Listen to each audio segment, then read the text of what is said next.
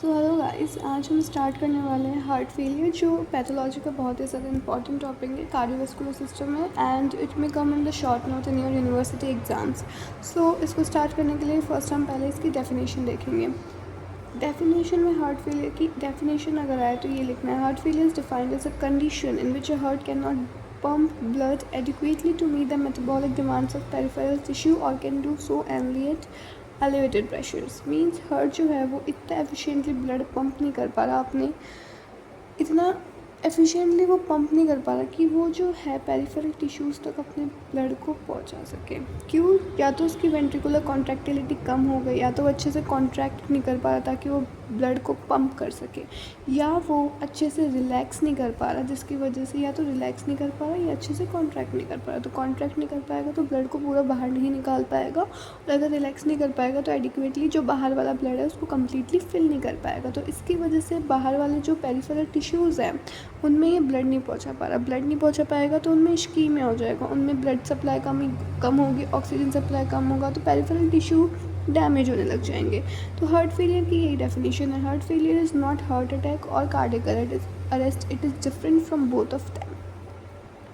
So now we will start with the classification. तो classification में अगर हम देखें तो डिफरेंट बेसिस पे हार्ट का जो फेलियर है उसकी क्लासिफिकेशन किया जाता है। अगर ऑनसेट के बेसिस पे देखें, अर्ली ऑनसेट है या फिर लेट ऑनसेट है, सडनली हो रहा है या फिर लेट हो रहा है, उसके बेसिस पे देखिए तो अपने दो टाइप होता है: acute heart failure and chronic heart failure. Acute means rapid onset हो रहा है, अचानक से वो हो रहा है, और क्रॉनिक होता है ड्यू टू अंडरलाइंग क्रॉनिक कोई कॉज हो, जैसे chronic renal, chronic pulmonary disease है, या क्रॉनिक कोई भी चीज़ है जिसकी वजह से हो रहा है। तो अंडरलाइंग क्रॉनिक कॉज की वजह से क्या होता है? क्रॉनिक हार्ट फेलियर होता है। फंक्शनल बेसिस पे देखिए तो फॉरवर्ड फेलियर होता है और बैकवर्ड फेलियर होता है। फॉरवर्ड फेलियर मतलब कि सिस्टोलिक फंक्शन में दिक्कत आ रही है, और बैकवर्ड फेलियर मतलब डायस्टोलिक सिस्टम में दिक्कत आती है। I will explain it later. Then हम देखते हैं साइट ऑफ फेलियर, या तो लेफ्ट साइडेड वाला वेंट्रिकल फेल होगा, लेफ्ट साइडेड फेलियर। अगर राइट साइडेड वाला हार्ट फेल हो रहा है तो right sided failure. So basically अब इनको अपन डिफाइन करते हैं। उससे पहले हम सिम्टम्स देखेंगे कॉमनली। अगर अपना जो है हार्ट वो अच्छे से पंप नहीं कर पा रहा ब्लड को, ब्लड अच्छे से नहीं पहुंच पा रहा, तो क्या क्या होगा? डिसएपनिया, डिफ़िकल्टी इन ब्रीथिंग में अपने को ब्रीथिंग करते वक्त या तो पेन होगा या फिर डिफ़िकल्टी होगी। इसके अलावा orthopnoea, then tachycardia, heart beat will rise, and pedal oedema. Basically अपने को ये राइट साइडेड हार्ट फेलियर में दिखता है। फिर reduce ejection fracture. Ejection fraction is the amount of blood which is ejected out of the heart by the ventricles. तो ejection fraction क्या हो जाएगा? कम। बेसिकली वही है, क्योंकि अब अगर हार्ट पंप ही नहीं कर पा रहा, अच्छे से कॉन्ट्रैक्ट नहीं कर पा रहा, तो बाहर क्या नहीं जाएगा? ब्लड नहीं जा पाएगा। फर्स्ट हम पढ़ेंगे लेफ्ट साइडेड हार्ट फेलियर। तो लेफ्ट साइडेड हार्ट फेलियर में इटियोलॉजी क्या है, किस किस की वजह से होता है? सारी जो हार्ट की डिजीज़ है वो अपने को यहाँ पर डालनी है, जैसे कि इश्केमिक हार्ट डिजीज़, उसके अलावा अपने को हाइपरटेंशन डाल देना है, उसके अलावा एओर्टिक एंड मिट्रल डिजीज़ डालनी है, और प्राइमरी मायोकार्डियल डिजीज़ डालनी है। मैकेनिज्म क्या होता है, ये तो उसके कॉजेज़ थे, होता कैसा है? जैसे इन सब इटियोलॉजीज़ की वजह से क्या होता है? अपना इंट्रिंसिक पंप फेलियर होता है। मीन्स जो पंप होता है अपना वो फेल हो जाता है, जो वेंट्रिकुलर वॉल्स होती है वो वीक हो जाती है, वो अच्छे से कॉन्ट्रैक्ट नहीं हो पाती, उनकी जो स्ट्रेंथ है वो कम हो जाती है, जिसकी वजह से क्या होता है? अपना जो है ये अच्छे से कॉन्ट्रैक्ट नहीं करेगी तो ब्लड को आउटसाइड पंप नहीं कर पाएगी। ड्यू टू क्या इटियोलॉजीज़ है? बेसिकली MI, IHD या मायोकार्डाइटिस, इनकी वजह से पंप अपना फेल हो गया। फिर है अपना कि वर्कलोड इंक्रीज़ हो जाए। वर्कलोड कैसे? जैसे कि अपना जो पेरिफेरल टिश्यूज़ है उनकी डिमांड बढ़ गई है, कुछ भी अपना हाइपरटेंशन वगैरह है, हाइपरटेंशन में अपना प्रेशर बढ़ गया तो हार्ट को ज़्यादा काम करना पड़ता है, या फिर वॉल्यूम ज़्यादा हो गई, प्लाज्मा वॉल्यूम इंक्रीज़ हो गई या कम हो गई, जिसकी वजह से तो प्लाज्मा वॉल्यूम ज़्यादा हो गई या कम हो गई, जिसकी वजह से हार्ट को ज़्यादा काम करना पड़ रहा है, तो मायोकार्डियल डिमांड बढ़ गई, मायोकार्डियल फेलियर होगा। अभी क्यों होता है? दो रीज़न हो सकते हैं, या तो प्रेशर लोड आ रहा हो या वॉल्यूम लोड आ रहा हो। प्रेशर लोड कैसे? जैसे हाइपरटेंशन है या क्रॉनिक लंग डिजीज़ है। हाइपरटेंशन में अपना प्रेशर इंक्रीज़ हो जाता है, ब्लड प्रेशर इंक्रीज़ हो जाता है, ब्लड प्रेशर इंक्रीज़ होने की वजह से अपना क्या आता है? बेसिकली हाइपरटेंशन की वजह से अपना प्रेशर लोड आता है हार्ट पे। हार्ट जो है वो अच्छे से क्या नहीं कर पाता? पंप नहीं कर पा रहा, क्योंकि उसको हाई प्रेशर वाला ब्लड उसको मिल रहा है, तो उसकी वजह से उस पर वर्कलोड इंक्रीज़ हो गया। या फिर क्रॉनिक लंग डिजीज़ की वजह से, लंग डिजीज़ है, लंग डिजीज़ की वजह से पल्मोनरी वेसल्स में ज़्यादा प्रेशर बढ़ेगा, उसमें pre load and after load में इफेक्ट आएगा, तो उसकी वजह से होता है। और वॉल्यूम ओवरलोड, जैसे कि अनीमिया है, वॉल्यूम कम हो गई तो जो है हार्ट, उसके पास वॉल्यूम ही नहीं है पंप करने के लिए, तो वो कैसे पंप करेगा। ये वॉल्वुलर इनसफिशिएंसी हो गई, जो मिट्रल और अपना जो था ना, मिट्रल और ट्राइकस्पिड वॉल्व, उनमें क्या हो गई, इनसफिशिएंसी हो गई, तो वो अच्छे से क्लोज नहीं हो पाया, जिसकी वजह से यहाँ पे ब्लड स्टेसिस कर रहा है, पूरा वेंट्रिकल्स में नहीं पहुँच पा रहा है, इसकी वजह से हो सकता है। और thyrotoxicosis, thyrotoxicosis increase in thyroid hormone, thyroid hormone ज़्यादा हो गया तो अपना वॉल्यूम ओवरलोड आएगा। फिर है तीसरा रीज़न कि impaired filling of cardiac chambers fill ही नहीं कर पा रहे, अपना प्रीलोड कम हो रहा है, और फिर वो डायस्टोलिक या सिस्टोलिक डिस्फंक्शन की वजह से हो सकता है। अब जो अपना लेफ्ट साइडेड हार्ट फेलियर, उसके दो क्लासिफिकेशन है, तो सिस्टोलिक फेलियर होता है, डायस्टोलिक फेलियर होता है। सिस्टोलिक फेलियर मीन्स हार्ट जो है वो पंप ही नहीं कर पा रहा, ब्लड पंप नहीं कर पा रहा, अच्छे से पंप नहीं कर पा रहा, अच्छे से कॉन्ट्रैक्ट नहीं कर पा रहा, अच्छे से कॉन्ट्रैक्ट नहीं कर पाएगा, तो जो है अपना अच्छे से ब्लड को वो पेरिफेरी पे नहीं पहुंचा पाएगा, तो ये सिस्टोलिक फेलियर होता है। इसमें हार्ट जो है वो पंप नहीं कर पा रहा। और डायस्टोलिक फेलियर में क्या होता है, जो हार्ट है वो रिलैक्स नहीं कर पा रहा। रिलैक्स कैसे, या तो उसकी जो वॉल है, वेंट्रिकुलर वॉल, वो थिक हो गई, थिक हो जाएगी तो ब्लड उस पर आएगा तो रिलैक्स नहीं कर पाएगा, या वेंट्रिकल वॉल जो है उसमें ऐसे कुछ चेंजेस आ गए कि उसकी वजह से उसका जो है स्ट्रक्चर चेंज हो गया, जिसकी वजह से वो कॉन्ट्रैक्ट कर ही नहीं पा रहे, वो स्ट्रेचेबल बची ही नहीं। दैट इज़ रेस्ट्रिक्टिव कार्डियोमायोपैथी में यही होता है, उसकी वॉल में चेंजेस आ रहे थे जिसकी वजह से वो नहीं हो पा रहा, तो डायस्टोलिक फेलियर का रीज़न है। अब बेसिकली पैथोलॉजी में मॉर्फोलॉजी तो लिखनी है। मॉर्फोलॉजी में क्या होता है, इंक्रीज़ इन थिकनेस और डायलेशन, या तो हार्ट की जो वॉल्स है मायोसाइट्स, उनकी थिकनेस बढ़ेगी वॉल की, या फिर वो डायलेट कर जाएगी। अब डायलेट कब करेगी और थिकनेस कब बढ़ेगी, ये देखते हैं। तो मायोसाइट्स की हाइपरट्रॉफी डिपेंड करती है उसके नेचुरल स्ट्रेस पे। स्ट्रेस कैसा है, या तो प्रेशर ओवरलोड आ रहा है, दो रीज़न बताए थे, या तो वॉल्यूम ओवरलोड आ रहा है। अगर प्रेशर ओवरलोड आ रहा है तो जो वॉल की थिकनेस है वो कंसेंट्रिक वे में बढ़ेगी, नीचे पूरी वॉल है वो पूरी ऐसे थिकन हो जाएगी। जैसे ये अपना अगर क्रॉस सेक्शन ले अपन, तो ये अपना वेंट्रिकल है, ये अपना एट्रियम है, ठीक है। तो ये अपनी पहले अपनी वॉल थी, अपनी पहले ऐसी थी ये वॉल, ठीक है। ये राइट वेंट्रिकल था, ये लेफ्ट वेंट्रिकल था, ये लेफ्ट वेंट्रिकल, ये राइट वेंट्रिकल। अब क्या हुआ, इसकी वॉल थिक हो गई, मीन्स कंसेंट्रिक, इसको अलग कलर से कर देते हैं, कंसेंट्रिक वॉल थिकनेस आ रही है, मीन्स ये पूरी जो वॉल है ये थिक हो गई, थिक हो गई, थिक हो गई कंसेंट्रिकली। वॉल्यूम ओवरलोड में हाइपरट्रॉफी नहीं होती। वॉल्यूम ओवरलोड में क्या होता है, वॉल्यूम ओवरलोड में अपना डायलेशन होता है, क्योंकि वॉल्यूम ज़्यादा आ रही है तो हार्ट की वॉल जो है स्ट्रेच करेगी, इन पर प्रेशर पड़ेगा इधर इधर, तो वो क्या कर जाएगी, डायलेट कर जाएगी, बड़ी हो जाएगी, डायलेशन आएगा उसमें।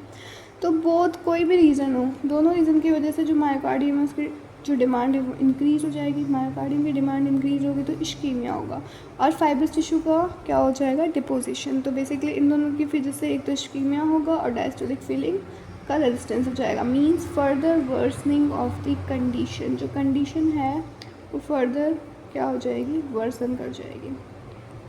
अब देखो क्या क्या रीज़न थे, हाइपरटेंशन था, या वॉल्वुलर डिजीज़ है, मायोकार्डियल इंफ्रेक्शन था, तीन। इसकी वजह से क्या है, हाइपरटेंशन की वजह से प्रेशर ओवरलोड, इसकी वजह से प्रेशर या वॉल्यूम ओवरलोड आया, और इसकी वजह से वॉल्यूम ओवरलोड और रीजनल डिस्फंक्शन आया कि जो बेसिकली जो जिस पार्ट में इन्फेक्शन हुआ है वो अपना काम नहीं कर पा रहा और वॉल्यूम भी ओवरलोड हो रहा है। तो इसकी वजह से कार्डियक वर्क इंक्रीज़ हुआ, वॉल का स्ट्रेस इंक्रीज़ हुआ, सेल स्ट्रेच किए तो वो क्या हो जाएंगे, एडप्ट कर लेंगे उसको, तो उनमें क्या हो जाएगा, हाइपरट्रॉफी हो जाएगी, या फिर क्या हो जाएगा, डायलेशन हो जाएगा। अब इसमें क्या होता है, हार्ट का साइज़ एंड मास इंक्रीज़ हो जाएगा, डायलेशन होगा तो बेसिकली साइज़ एंड मास तो इंक्रीज़ हो गई, उसके साथ प्रोटीन सिंथेसिस भी इंक्रीज़ हो जाएगा, उसके साथ इमीडिएट अर्ली जीन्स आ जाएंगे। अर्ली जीन्स का जैसे कि अपने जो कुछ जीन्स होते हैं जो अपने कब एक्सप्रेस होते हैं अपनी फीटल लाइफ में, एम्ब्रियोनिक लाइफ में अपने वो होते हैं, एक्टिव होते हैं, बट कुछ इन रीज़न की वजह से अर्ली जीन क्या हो जाएंगे, एक्टिवेट हो जाएंगे, फीटल जीन प्रोग्राम एक्टिवेट हो जाएगा, एबनॉर्मल प्रोटीन्स बनेंगे, फाइब्रोसिस होगा, इनएडिक्वेट वेस्कुलेचर होगा। इन सब की वजह से क्या होगा, कार्डियक डिस्फंक्शन होगा, कैरेक्टराइज बाय हार्ट फेलियर होगा, एरिथमिया होगा, या फिर न्यूरल स्टिमुलेशन। ये जो है अपना कंपनसेटरी मैकेनिज्म है ताकि हार्ट जो है फेल ना हो, कंपनसेटरी मैकेनिज्म की तरह। जिस न्यूरल सिस्टम में अपना रास सिस्टम आता है, रेनिन सिक्रीट होगा, फिर एल्डोस्टेरोन को सिक्रीट करेगा, सोडियम एंड वाटर रिटेंशन होगा, तो बेसिकली अपना क्या होगा, इडीमा होगा। अब लंग्स में देखते हैं, वो तो हार्ट में, लंग्स में क्या दिखते हैं अपने को, heart failure cells. These are specialized characteristic of the heart failure, left sided heart failure का स्पेशलाइज्ड कैरेक्टरिस्टिक है, इसको याद ही रखना है. You have to write it in the exam. Heart failure cells होती क्या है, हीमोसिडरीन लेडिंग मैक्रोफेजेस होती है. मीन्स जब मैक्रोफेजेस होती है लंग्स की, वो क्या करती है, अपनी हीमोसिडरीन को क्या कर लेती है, इनगल्फ कर लेती है. अभी होता कैसा है बेसिकली, देखो होता कब है, जब अपना जो है लेफ्ट वेंट्रिकल में प्रेशर इंक्रीज़ हुआ, लेफ्ट वेंट्रिकल में प्रेशर इंक्रीज़ हुआ तो लेफ्ट एट्रियम में इंक्रीज़ हुआ. इसमें क्या आ रही थी, पल्मोनरी वेसल्स आ रही थी. पल्मोनरी वेसल्स में प्रेशर इंक्रीज़ होगा, फिर पल्मोनरी कैपिलरीज में प्रेशर इंक्रीज़ होगा, तो उनकी वजह से उसमें क्या होगा, कंजेशन की वजह से क्या होगी, ब्लीडिंग होगी. किसके अंदर, उसके अंदर. आरबीसी क्या करेगी, लाइस करेगी. तो आरबीसी लाइस करेगी एल्वेओलाई के अंदर, और वो जो मैक्रोफेजेस वहाँ पे एल्वेओलाई के अंदर प्रेजेंट है वो आरबीसी को क्या कर लेगी, एनगल्फ, और किस में कन्वर्ट हो जाएगी, हार्ट फेलियर सेल्स में. उसके साथ साथ पल्मोनरी एडिमा एंड कंजेशन होगा. वही है पल्मोनरी वेसल्स, अगर उसका प्रेशर इंक्रीज होगा तो पल्मोनरी एडिमा एंड कंजेशन होगा. फिर आता है right sided heart failure. Right sided heart failure का मोस्ट इंपॉर्टेंट कॉज है लेफ्ट साइडेड हार्ट फेलियर. जब लेफ्ट साइडेड हार्ट फेलियर होता है तो वो प्रोग्रेस कर जाता है राइट साइडेड हार्ट फेलियर में, क्योंकि लेफ्ट साइडेड में प्रेशर, लेफ्ट साइडेड वाले जो हार्ट है उसमें प्रेशर इंक्रीज होता है, तो वो जो है वो उसमें जाता है, किसमें, पल्मोनरी वेसल्स में, या फिर उसमें जो पल्मोनरी आर्टरी यहाँ पे आ रही थी उसमें जाता है, बेसिकली वो लंग्स में जाता है. और लंग्स का जो है वो कनेक्शन राइट वाली साइड से होता है, तो ये साइकिल चलती है, तो लेफ़्ट साइडेड हार्ट फेलियर होता है, राइट साइडेड उसके साथ ही हो जाता है. और फिर वही है पल्मोनरी डिजीज़, क्योंकि अगर पल्मोनरी हार्ट से कनेक्शन होता है राइट साइडेड का, तो राइट साइड का हार्ट से कनेक्शन होता है, उसकी वजह से अगर कोई पल्मोनरी डिजीज़ हो, जैसे पल्मोनरी हाइपरटेंशन, पल्मोनरी थ्रोम्बोएम्बोलिज्म या फिर पल्मोनरी फाइब्रोसिस, तो उसकी वजह से अपना राइट साइडेड हार्ट फेलियर होगा.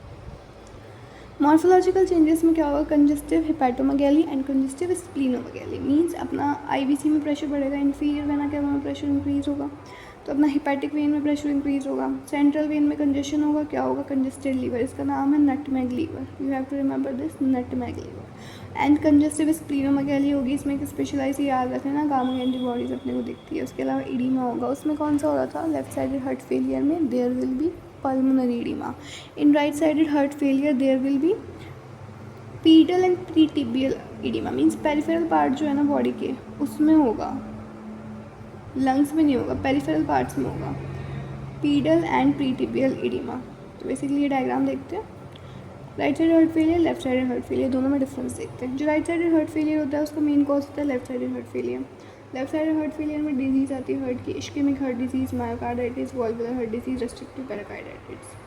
अब इसकी वजह से क्या होगा, हार्ट पंप नहीं कर पाएगा, कार्डियक आउटपुट डिक्रीज होगा, टिश्यू में ऑक्सीजन की कमी होगी, रीनल परफ्यूजन कम होगा, तो रास सिस्टम का क्या होगा, एक्टिवेशन होगा. रास सिस्टम एक्टिवेट हुआ तो सोडियम एंड वाटर रिटेन करेगा and pulmonary congestion and oedema होगा. ये अपना फॉरवर्ड फेलियर है. बैकवर्ड फेलियर देखते हैं. लेफ्ट वेंट्रिकुलर फेलियर हुआ तो इसकी वजह से क्या हुआ, इन सब के रीज़न की वजह से क्या होता है, जो लेफ़्ट साइडेड अपना जो है ब्लड है जो लेफ्ट वेंट्रिकल में स्टे करेगा. राइट साइडेड हार्ट फेलियर की वजह से भी लेफ्ट वेंट्रिकल में स्टे करता है, उसकी वजह से राइट साइडेड हार्ट फेलियर होता है.